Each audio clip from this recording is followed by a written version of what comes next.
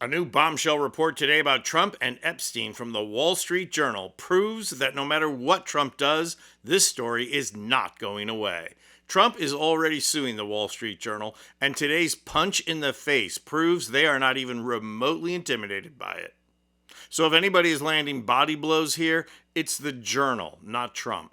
And in fact, most analysts agree Trump's lawsuit against the Journal is as fake as his skin bronzer. Trump would not only open himself up to all kinds of legal discovery, he could inadvertently open up the Epstein files to the Journal, whose defense is predicated on the proof of Trump's contact with Epstein. The fact that the suit was slapped together by a bunch of amateurs is further proof that it was just a stunt to try and change the narrative. Well, it didn't work. So now Trump and the unctuous MAGA Mike Johnson are betting on a new tactic, closing Congress so a bipartisan vote on getting the files cannot go forward. They are betting that the news cycle on Epstein cannot withstand Congress being closed for the rest of July and August.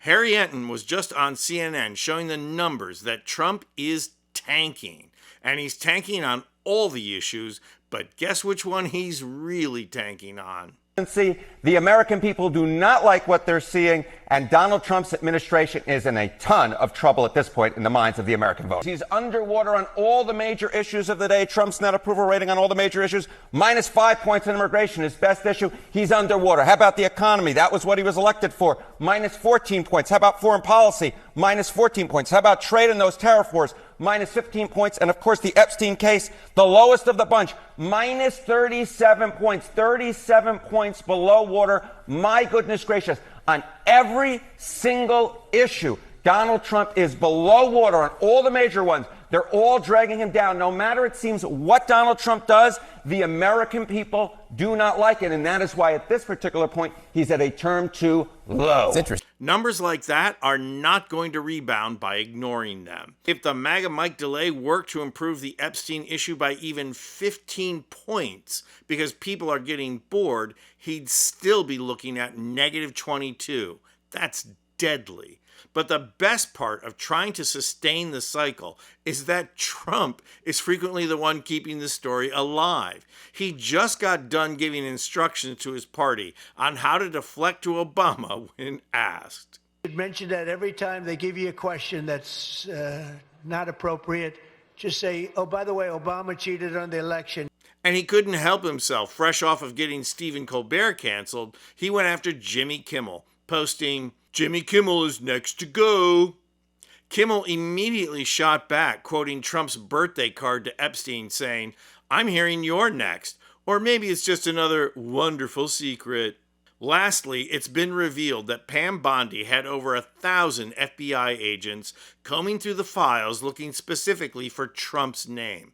That means 1,000 people for journalists and investigators to track down, and the Wall Street Journal obviously did. Because today they are reporting that Trump was informed by Attorney General Pam Bondi in May that his name was in the files of the Jeffrey Epstein sex trafficking case. The Journal reports that Bondi and an associate informed the president at a meeting in the White House that his name was in the Epstein files. Now, the article was quick to assert that being mentioned in the records isn't a sign of wrongdoing, but that's just defending against any more lawsuits. So in some respects, the Journal is reporting the obvious. Of course Trump is in the Epstein files. We've already seen the photos, the videos, and more recently, the lovely birthday card that Trump made for his buddy. But this story is still important for a couple of reasons, not the least of which is it brings more facts to bear at a time where Trump is trying everything to distance himself from Epstein.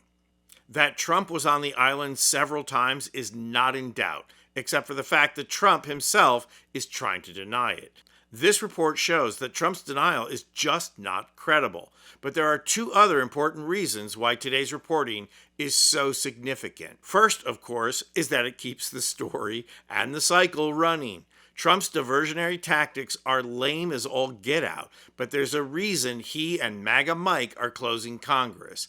6 weeks is a long time to keep a story hot. But today's report does just that, making Trump's denials part of the story itself. And a big part of the story is now becoming that at long last, Trump has told a lie that he cannot get away from. The other reason the story is so important is that it puts the possibility of a cover-up front and center. Bondi and Trump basically agreed to keep it all on ice. As the Journal reports, Trump told Bondi that he would defer to the Justice Department's decision to not release any further files. Wow, way to keep at arm's length with the DOJ there.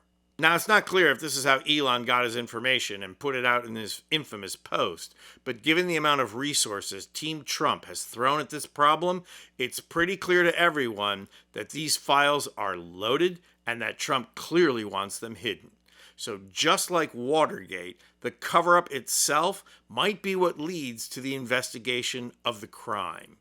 The Wall Street Journal is clearly not going to back off this story, and given the magnitude and scope of all the wrongdoing, a lot of other organizations and individual congressional representatives are not going to back off either.